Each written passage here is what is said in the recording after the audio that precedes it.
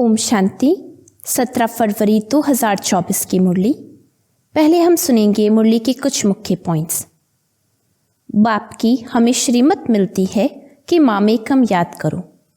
अगर याद नहीं करेंगे तो पाप 100 गुना बन जाएगा, क्योंकि पाप आत्मा बन बाप की निंदा कराते हैं। बाप को याद करना है और सृष्टि चक्र को फिराना है। कोई भी विकर्म नहीं करना है। जो गुण इन देवताओं में है ऐसे गुण धारण करने हैं। ज्ञान सारी बीमारी को बाहर निकालता है। जो ख्यालात अज्ञान में भी नहीं आए होंगे आएंगे, लेकिन हमें सब सहन करना है। थोड़ी मेहनत करो, हमारे अब सुख के दिन आए कि आए। अंदर जो भी इविल संस्कार है, क्रोध आदि की आदत है, उसे छोड़ना है, विकर्माजीत बनना है। इसलिए अब कोई भी विकर्म नहीं करना है। हीरे समान श्रेष्ठ बनने के लिए ज्ञान अमृत पीना और पिलाना है। काम विकार पर संपूर्ण विजय पानी है। स्वयं को सत्वप्रधान बनाना है। याद के बल से सब पुराने हिसाब किताब चुकतू करने हैं और संग तोड़ एक संग जोड़ो तो योग अग्नि से पाप भस्म हो जाएंगे। जब बुद्धि कहाँ भी उलझन में आती है तो समझ लो जरूर कोई ना कोई मेरापन है। जहाँ मेरा आया वहाँ बुद्धि का फेरा हुआ। इसलिए ट्रस्टी बन इन उलझनों से मुक्त हो जाओ। बड़े बाप के बच्चे हो, इसलिए ना तो छोटी दिल करो और ना छोटी बातों में घबराओ। अब हम सुनते हैं बाबा के मधुर महावाक्य। मीठे बच्चे, पावन बनने के लिए एक है याद का बल, दूसरा है सजाओं का बल। तुम्हें याद के बल से पावन बन ऊंच पद पाना है। प्रश्न: बाप रूहानी सर्जन है, वह तुम्हें कौन सा धीरज देने आए हैं? उत्तर: जैसे वह सर्जन रोगी को धीरज देते हैं कि अभी बीमारी ठीक हो जाएगी, ऐसे रूहानी सर्जन भी तुम बच्चों को धीरज देते हैं। बच्चे, तुम माया की बीमारी से घबराओ नहीं। सर्जन दवा देते हैं तो यह बीमारियां सब बाहर निकलेंगी। जो ख्यालात अज्ञान में भी नहीं आए होंगे आएंगे, लेकिन तुम्हें सब सहन करना है। थोड़ा मेहनत करो, तुम्हारे अब सुख के दिन आए कि आए। ओम शांति। बेहद का बाप सभी बच्चों को समझाते हैं, तुम सबको पैगाम पहुंचाना है कि अब बाप आए हैं। बाप धीरज दे रहे हैं क्योंकि भक्ति मार्ग में बुलाते हैं, बाबा आओ, लिबरेट करो, दुख से छुड़ाओ। तो बाप धीरज देते हैं। बाकी थोड़े रोज हैं। कोई की बीमारी छूटने पर होती है तो कहते हैं अब ठीक हो जाएगी। बच्चे भी समझते हैं कि इस छीछी दुनिया में बाकी थोड़ा रोज है, फिर हम नई दुनिया में जाएंगे। उसके लिए हमको लायक बनना है। फिर कोई भी रोग आदि तुमको नहीं सताएंगे। बाप धैर्य देकर कहते हैं, थोड़ी मेहनत करो और कोई नहीं जो ऐसे धीरज दे। तुम ही तमोप्रधान हो गए हो। अब बाप आए हैं तुमको फिर से सतोप्रधान बनाने के लिए। अभी सभी आत्माएं पवित्र बन जाएंगी, कोई योग बल से, कोई सजाओं के बल से। सजाओं का भी बल है ना। सजाओं से जो पवित्र बनेंगे उनका पद कम हो जाएगा। तुम बच्चों को श्रीमत मिलती रहती है। बाप कहते हैं मामेकम याद करो, तुम्हारे सब पाप भस्म हो जाएंगे। अगर याद नहीं करेंगे तो पाप 100 गुना बन जाएगा, क्योंकि पाप आत्मा बन तुम मेरी निंदा कराते हो। मनुष्य कहेंगे इनको ईश्वर ऐसी मत देते हैं जो आसुरी चलन दिखाते हैं। लाही चाड़ी उतराव चढ़ाव भी होता है ना। बच्चे हार भी खाते हैं, अच्छे अच्छे बच्चे भी हार खाते हैं, तो पाप कटते ही नहीं हैं, फिर भोगना भी पड़ता है। यह बहुत छीछी दुनिया है, इसमें सब कुछ होता रहता है। बाप को बुलाते ही हैं कि बाबा आकर हमको भविष्य नई दुनिया के लिए रास्ता बताओ। बाबा जानते हैं उस तरफ है पुरानी दुनिया, इस तरफ है नई दुनिया। तुम हो नैया। अब तुम पुरुषोत्तम बनने के लिए चल रहे हो। तुम्हारा इस पुरानी दुनिया से लंगर उठ गया है, तो जहाँ जा रहे हो उस घर को ही याद करना है। बाप ने कहा है, मेरे को याद करने से तुम्हारी कट उतरेगी। याद तो है योग बल या सजाएं। हर एक आत्मा पवित्र तो ज़रूर बननी है। पवित्र बनने बगैर वापस तो कोई जा नहीं सकते। सबको अपना अपना पार्ट मिला हुआ है। बाप कहते हैं, यह है तुम्हारा अंतिम जन्म। मनुष्य कहते हैं कलयुग अर्जुन छोटा बच्चा है। गोया मनुष्य अभी इससे भी और दुखी होंगे। तुम संगम युगी ब्राह्मण समझते हो, यह दुखधाम तो अभी खत्म होना है। बाप धीरज देते हैं। कल पहले बाप ने कहा था, मामेकम, मुझे याद करो तो पापों की कट उतर जाएगी। यह मैं गारंटी करता हूँ। यह भी समझाते हैं कलयुग का विनाश जरूर होना है और सतयुग भी जरूर आना है। खातिरी मिलती है, बच्चों को निश्चय भी है, परंतु याद ना ठहरने के कारण कोई ना कोई विकर्म कर लेते हैं। कहते हैं बाबा क्रोध आ जाता है, इसको भी भूत कहा जाता है। 5 भूत दुख देते हैं इस रावण राज्य में। यह पिछाड़ी का हिसाब किताब भी चुकता करना है। जिनको आगे कभी काम विकार नहीं सताता था, उनको भी बीमारी इमर्ज हो जाती है। कहते हैं आगे तो ऐसा विकल्प कभी नहीं आया, अब क्यों सताता है? यह ज्ञान है ना। ज्ञान सारी बीमारी को बाहर निकालता है। भक्ति सारी बीमारी को नहीं निकालती। यह है ही अशुद्ध विकारी दुनिया। 100% अशुद्धता है। 100% पतित से फिर 100% पावन होना है। 100% भ्रष्टाचारी से 100% पावन श्रेष्ठाचारी दुनिया बननी है। बाप कहते हैं, मैं आया हूँ तुम बच्चों को शांति धाम सुख धाम ले चलने के लिए। तुम मुझे याद करो और सृष्टि चक्र को फिराओ। कोई भी विकर्म नहीं करो। जो गुण इन देवताओं में है, ऐसे गुण धारण करने हैं। बाबा कोई तकलीफ नहीं देते हैं। कोई कोई घरों में भी ईविल सोल होती हैं तो आग लगा देती हैं, नुकसान करती हैं। इस समय मनुष्य ही सब ईविल है ना। स्थूल में भी कर्म भोग होता है। आत्मा 1-2 को दुख देती है शरीर द्वारा। शरीर नहीं है तो भी दुख देती है। बच्चों ने देखा है, जिसको घोस्ट कहते हैं, वह सफ़ेद छाया मुआफिक देखने में आते हैं, परंतु उनका कुछ ख्याल नहीं करना होता है। तुम जितना बाप को याद करेंगे उतना यह सब खत्म होते जाएंगे। यह भी हिसाब किताब है ना। घर में बच्चियां कहती हैं हम पवित्र रहना चाहती हैं, यह आत्मा कहती हैं। और जिनमें ज्ञान नहीं है वह कहते हैं पवित्र नहीं बनो। फिर झगड़ा हो पड़ता है, कितना हंगामा होता है। अब तुम पवित्र आत्मा बन रहे हो, वह है अपवित्र तो दुख देते हैं। है तो आत्मा ना। उनको कहा जाता है ईविल आत्मा। शरीर से भी तो बगैर शरीर भी दुख देते हैं।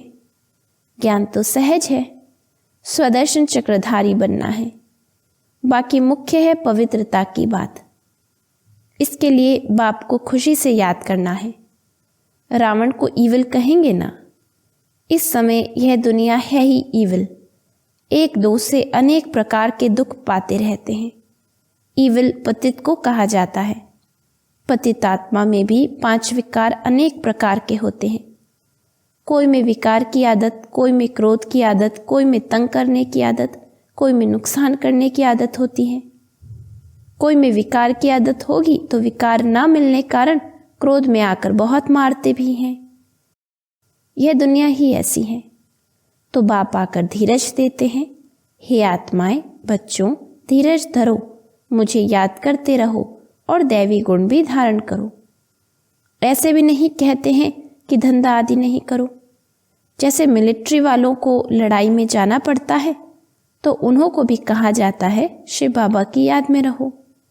गीता के अक्षरों को उठाए, वह समझते हैं हम युद्ध के मैदान में मरेंगे तो स्वर्ग में जाएंगे, इसलिए खुशी से लड़ाई में जाते हैं, परंतु वह तो बात ही नहीं।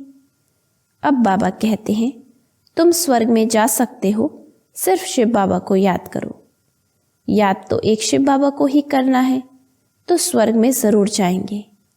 जो भी आते हैं फल फिर जाकर पतित बनते हैं तो भी स्वर्ग में ज़रूर आएंगे, सजाएं खाकर पावन बनकर फिर भी आएंगे ज़रूर। बाप रहम दिल है ना। बाप समझाते हैं कोई विकर्म ना करो तो विक्रमाजीत बनेंगे। यह लक्ष्मी नारायण विक्रमाजीत है ना। फिर रावण राज्य में विक्रमी बन जाते हैं। विक्रम संवत शुरू होता है ना। मनुष्यों को तो कुछ भी पता नहीं है। तुम बच्चे अभी जानते हो यह लक्ष्मी नारायण विक्रमाजीत बने हैं, कहेंगे विक्रमाजीत नंबर 1। फिर 2500 वर्ष के बाद विक्रम संवत शुरू होता है। मोहजीत राजा की कहानी है ना। बाप कहते हैं नष्टो मोहा बनो, मामेकम याद करो तो पाप कटेंगे। जो 2500 वर्ष में पाप हुए हैं वह 50-60 वर्ष में तुम स्वयं को सतोप्रधान बना सकते हो। अगर योग बल नहीं होगा तो फिर नंबर पीछे हो जाएंगे। माला तो बहुत बड़ी है, भारत की माला तो खास है, जिस पर ही सारा खेल बना हुआ है। इसमें मुख्य है याद की यात्रा और कोई तकलीफ नहीं है। भक्ति में तो अनेकों से बुद्धि योग लगाते हैं। यह सब है रचना। उनकी याद से किसका भी कल्याण नहीं होगा। बाप कहते हैं किसको भी याद नहीं करो। जैसे भक्ति मार्ग में पहले सिर्फ तुम भक्ति करते थे, अब फिर पिछाड़ी में भी मुझे याद करो। बाप कितना क्लियर समझाते हैं। आगे थोड़े ही जानते थे, अभी तुमको ज्ञान मिला है। बाप कहते हैं और संग तोड़ एक संग जोड़ो तो योग अग्नि से तुम्हारे पाप भस्म हो जाएंगे। पाप तो बहुत करते आए हो, काम कटारी चलाते हो, एक दो को आदि मध्य अंत दुख देते आए हो। मूल बात है काम कटारी की। यह भी ड्रामा है ना। ऐसे भी नहीं कहेंगे ऐसा ड्रामा क्यों बना। यह तो अनादि खेल है, इसमें मेरा भी पार्ट है। ड्रामा कब बना कब पूरा होगा यह भी नहीं कह सकते। यह तो आत्मा में पार्ट भरा हुआ है। आत्मा की जो प्लेट है वह कब खिसती नहीं है। आत्मा अविनाशी है, उसमें पार्ट भी अविनाशी है, ड्रामा भी अविनाशी कहा जाता है। बाप तो पुनर्जन्म में नहीं आते हैं, वो ही आकर सब राज समझाते हैं। सृष्टि के आदि मध्य अंत का राज कोई भी नहीं समझा सकते। न बाप का ऑक्यूपेशन न आत्मा का, कुछ भी जानते नहीं। यह सृष्टि का चक्र फिरता ही रहता है। अब पुरुषोत्तम संगम युग है, जब सब मनुष्य मात्र उत्तम पुरुष बन जाते हैं। शांति धाम में सब आत्माएं पवित्र उत्तम बन जाती हैं। शांति धाम पावन है ना। नई दुनिया भी पवित्र है, वहाँ शांति तो है ही। फिर शरीर मिलने से पाठ बजाते हैं। यह हम जानते हैं, हर एक को पाठ मिला हुआ है। वह हमारा घर है, शांति में रहते हैं, यहाँ तो पाठ बजाना है। अब आप कहते हैं भक्ति मार्ग में तुमने मेरी अव्यभिचारी पूजा की, दुखी नहीं थे। अभी व्यभिचारी भक्ति में आने से तुम दुखी बन पड़े हो। अब आप कहते हैं दैवी गुण धारण करो, फिर भी आसुरी गुण क्यों। बाप को बुलाया कि हमको आकर पावन बनाओ, फिर पतित क्यों बनते हो। उसमें भी खास काम को जरूर जीतना है तो तुम जगत जीत बनेंगे।